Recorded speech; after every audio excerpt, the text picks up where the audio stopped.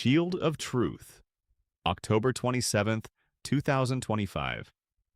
Although Israel's defense minister ended the special security situation in the Gaza border region, the sounds of war haven't stopped.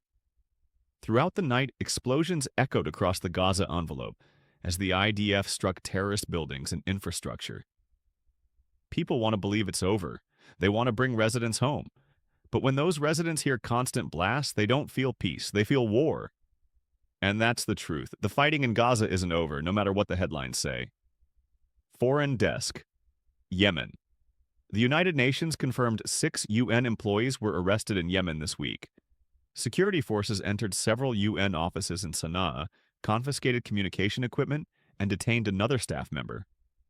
At least 59 UN personnel are now held by the Houthi militia, some for years.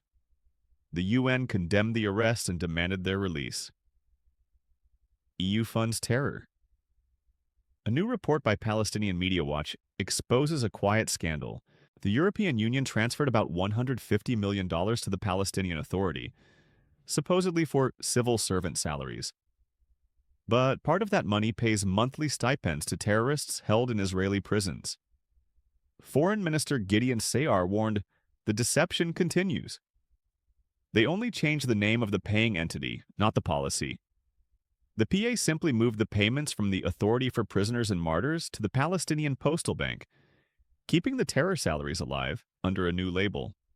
And yet, Washington still supports handing Gaza to the Palestinian Authority, the same body that funds those who murder Israelis and Americans. Turkey earthquake. 19 aftershocks have been recorded so far after the 6.2 magnitude earthquake that struck Balıkesir, Turkey. France versus Israel, Lebanon. Reports from Lebanon claim a French UNIFIL force shot down an Israeli drone operating in southern Lebanon, alleging it flew aggressively over their patrol.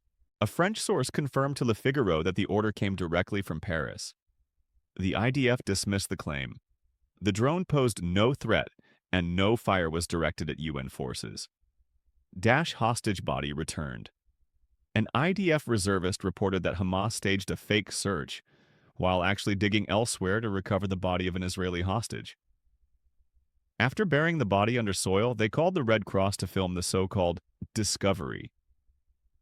The IDF and Shin Bet confirmed. The body of the fallen hostage has crossed back into Israel, escorted by our forces. It will now undergo identification at the National Center of Forensic Medicine. The Prime Minister's office said, "Our hearts are with the families." The effort to bring back every hostage, alive or fallen, continues, and will not stop until the last one returns. The public is asked to respect the family's privacy and avoid spreading unverified information. U.S. and Israel update. The 48-hour ultimatum President Trump gave to Hamas has expired. Washington's response remains muted. Senator Marco Rubio said today that the delay in returning hostages does not violate the deal. In other words, America isn't pressuring Hamas. Meanwhile, the U.S. has approved Prime Minister Netanyahu's visit to the American command headquarters in Kiryat Gat this Wednesday. Closing the war in Gaza hasn't ended. The terror networks are still being dismantled. And while politicians talk about post-war Gaza, Israel is still fighting for life, for truth, and for every hostage still trapped in the dark. Shield of Truth. Because reality doesn't stop when the news cycle does.